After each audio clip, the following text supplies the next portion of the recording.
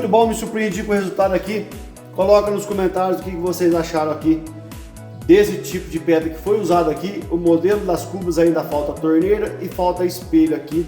Nós vamos decidir o que nós vamos usar aqui para fazer uma decoraçãozinha aqui nesse pedaço de parede. Tá joia? Sinta-se à vontade para colocar nos comentários e dê sua opinião.